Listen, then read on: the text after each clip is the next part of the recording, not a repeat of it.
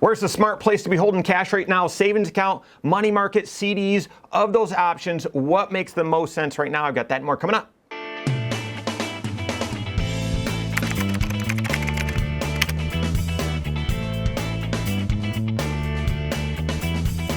My name is Mike Bernard. I'm the host of the Wise Money Show. I'm also one of the certified financial planners right here at Korhorn Financial Group. Make sure you hit that subscribe button, turn on notification, and smash that thumbs up button. All right, was meeting with a client recently, and they are in that retirement phase, early retirement phase, and we're trying to figure out the best way to get them income, and there's lots of flexibility, so it's really figuring out what makes the most sense for them. Just to share with you, it's, well, we can set up monthly income or a paycheck style where it's, you know, you're going to get money out of your investments on the 1st, on the 15th. A lot of people prefer, I'll just reach out when I need a chunk.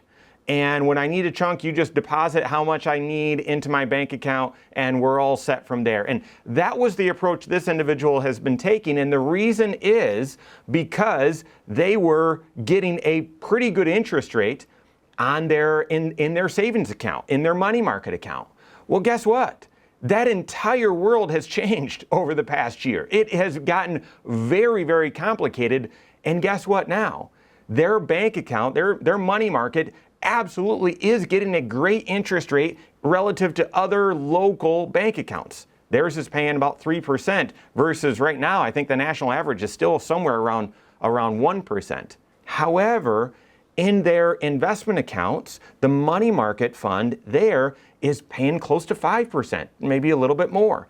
And so to me, we then kind of I shared that, and does it make a lot of sense to take 80 grand or a chunk at a time and take it out of your investment account, your money market there that's earning, you know, a very competitive rate, technically over inflation if you trust the CPI, and throw it into a bank account that's only paying 3% and you spend out of that? Why not pivot the strategy and start creating that monthly income or replicating that paycheck so you have the nest egg, the bulk of your cash reserves in that higher interest money market? But I digress, because guys, I'm gonna apply this to your situation, whether it's your emergency fund, whether it's a cash reserve, whether it's some savings that you're doing for an upcoming large purchase. Is it wise to keep those dollars in a savings account? Should you use a CD since those rates are much more attractive? What about an online money market account? What's the wise choice when it comes to holding cash right now?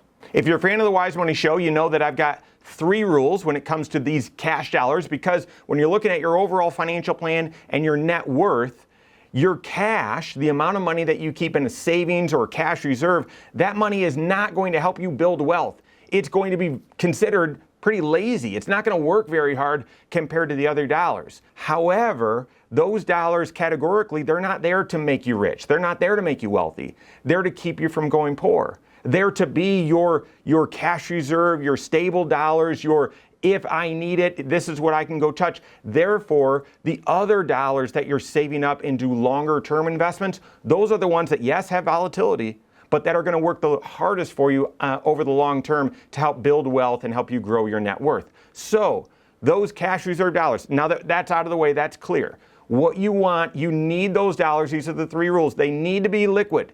You've got to be able to get your hands on them when you need them. So to the example, the individual entering retirement, it's got to be liquid. I mean, you've said goodbye to your paycheck, you're getting a little Social Security, but you're drawing or you're living a lot on your investments. It's got to be liquid. So your cash dollars need to be available and disposable to you when you need them, or an event of emergency, something like that. So it's got to be liquid. Okay, that's number 1. Number 2, it's got to be FDIC insured. And guys, I've been saying this for 20 years. For 19 of those years, that felt like a nuisance.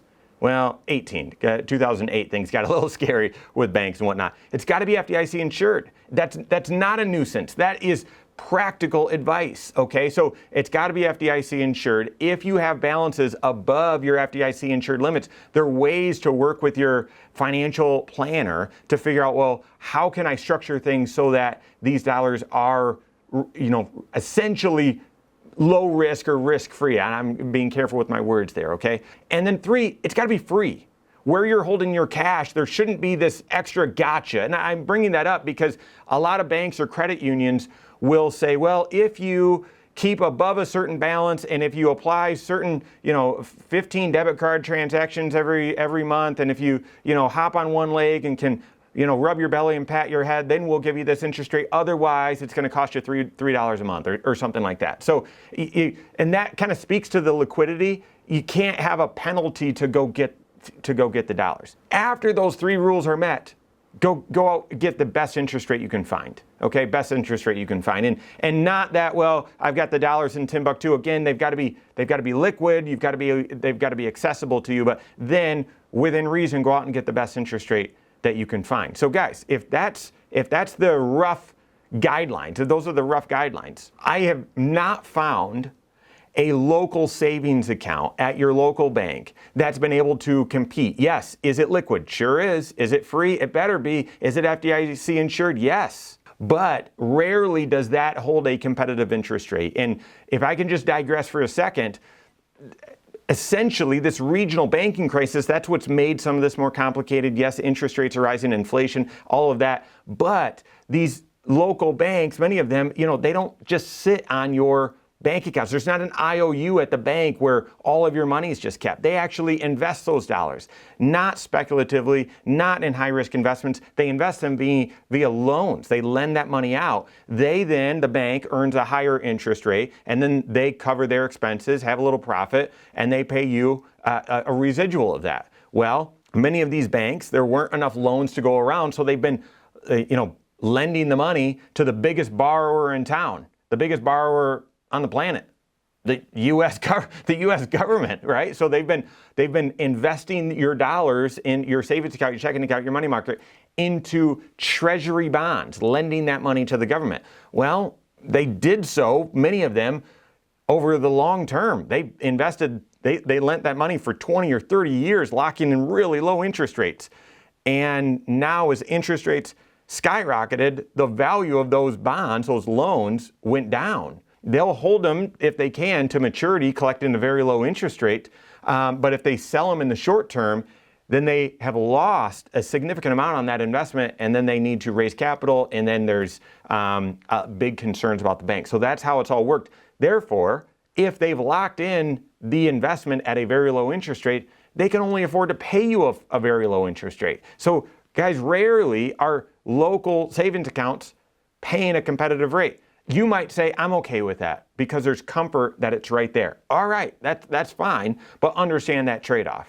Therefore, of those 3 options, savings account, a CD, or a money market, I prefer the money market. The money market is going to have your money market account. It's going to be FDIC insured, should be liquid, should be at no cost to you, and should offer a very competitive interest rate. Is it going to be the max? Well, maybe not, and it's got to be convenient for you and work within how you're managing cash flow. But that's likely going to be a better approach, a better place to keep your cash and your cash reserve right now, because it's going to meet those 3 rules and offer a very competitive interest rate that's adapted and that's shifted with raising rates and higher inflation. If some of your cash reserves is for a certain purpose, and that purpose isn't for a year or 18 months out or 2 years out, that's when those dollars, just that chunk, not all, but just the chunk that you won't need for a certain period of time, those are dollars that you might want to consider a CD. But if you're looking today and say, oh my goodness, I saw a billboard or I saw an online ad that said I can get a 5.25% CD, oh my goodness, I'm gonna put as much money as that in that as I can for as long as possible. I'm going to lock that up for 5 years. Now, those are typically 1 year, 1.5. If you try to look for a 3, 4, 5 year CD, it's going to be much lower interest rate because the entire market expects inflation to come down and interest rates to come down as well. All right, so I hope that helps with some perspective. But if that's interesting at all, guys, really what you need is a comprehensive financial planning approach to determine where's the best place to put your cash right now. Because it's very possible those dollars that you have in storage, in cash reserve, might be serving or might need to be serving a different purpose in your overall financial life. Maybe paying down debt, maybe helping with some other financial goal. I don't know. You've got to work with your certified financial planner that's looking at all 6 areas of your financial life that's a fiduciary and objective, helping you creatively find ways to achieve financial confidence and clarity in your overall financial life. If those dollars are supposed to stay in cash, they're going to help lead you to, here are your choices, here's the best approach, or where this is the best place to keep those dollars. But they'll also evaluate, well, is there a different use for those dollars as well? So work with your certified financial planner on that. If you don't have a CFP on your team, contact one on my team. Find us online, Korhorn.com. That's Korhorn with K, wisemoneyshow.com. You can find us there as well, or give us a call, 574-247-5898. All right, there you have it. Go out and take your next wise step in your financial life.